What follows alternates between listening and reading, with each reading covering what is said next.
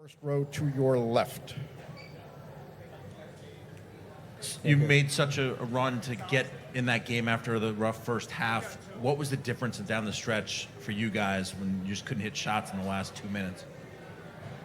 Well, I'm struggling to understand how Connecticut played with one foul in the fourth quarter. The stats are telling me that Elena Dalladon and Emma Meeson shot 3 free throws between them, and Alyssa Thomas and Jonquil Jones shot 16 free throws. So I think that's a big difference in the game. Free throw attempts were 26 to 13. So I felt if we could have gone to the line a couple more times, we could have slowed their momentum down a little bit. But we missed some shots driving to the basket too. We missed some layups. We kind of got in each other's way a little bit. But it's been hard in this series for whoever's digs themselves a hole. Every team has come back in this series. Both teams have come back, but it's hard when you're looking at the deficit we were looking at. I think it was 18 at one point, and the fact that we were ahead says a lot of good things. But then our execution once we got the lead was not great. Mike, first row to your right.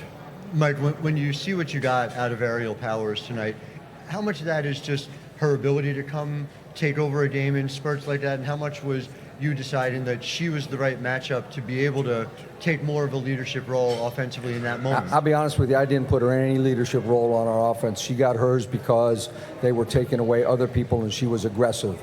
We didn't run any plays for her in particular. We let her be the off-ball person, and when they helped, let her come to her and swing and let her attack from that standpoint. It's amazing how if you bring energy, the ball finds you. I wish we had played as a group with the energy that she brought. I feel bad. I feel bad. Her and Tiana Hawkins played well, but it's hard to keep everybody on the floor. You got Elena and Emma and everybody else. But Ariel gave us an energy lift as much as anything. Mike, we're going to have about 4 more questions for Coach, and then we're going to have the Washington players. Mike, next question will come from second row to your left. Mike, you guys have the MVP of the league, but it seems that tonight was a great team effort. What can you say about the depth of your team, especially throughout the course of these finals?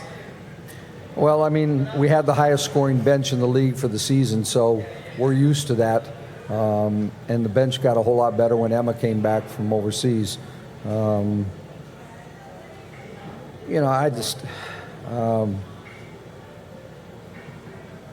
don't want. It's the good and the bad of it. It's a nice thing as a coach to have a bench that can bail you out and do things, but it's tough that if you have to rely on that, as we've had a couple times, in this series. I like the fact that I can play 9 people every night and get good results. It's hard for me right now when I'm talking to you to get over how we started the game. So it's, I'm glad our bench gave us the energy we needed, but it's such a disappointing finish. Mike, second row to your left. This is on. Okay. Well, speaking of that start, what do you attribute the slow start to? Well, let's start with the opening tip. When we were lined up wrong and Alyssa Thomas laid it in on the opening tip, that would be a bad start. And then letting them have 4 offensive rebounds in the first quarter. They got to the free throw line. We had a couple turnovers. We had some empty possessions. I thought we did about everything we could do wrong in the first quarter. I thought our team is known for passing and cutting and screening. It's not known for having 15 dribbles per possession. I thought that's what we did in the first quarter. Mike, standing to your left. Mike, can you point to anything? You said the execution wasn't as great once you got the lead. Can you point to a reason why? I'd have to go back and look at it. Some of it is, there were 2 possessions where we literally almost ran into each other. I know we picked ourselves up off the floor 4 or 5 times throughout the game. Literally slipped on the floor and fell down and had to hustle just to get a shot off. Execution doesn't look too good when the ball handler's laying on the floor, so it would be nice if we'd stay on our feet. Anyone else? Mike, first row to your left. Mike, we talked before the game that Elena, you weren't sure, played a little more spurts than last game, but she played most of the first quarter. I think she played 30-plus minutes tonight. Was that her feeling better or just the flow of the game? I think she felt better. I mean, she'll tell you, when you ask her, but I thought she felt better, looked better. We just didn't do a very good job of getting her enough field goal attempts.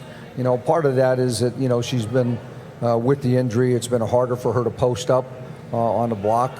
We'll see how she feels come Thursday.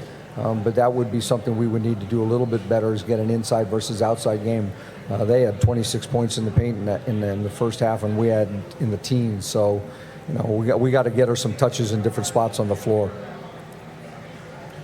Mike, thank you. To our media, if you'll stay seated, Elena Deladon will be here in just a moment.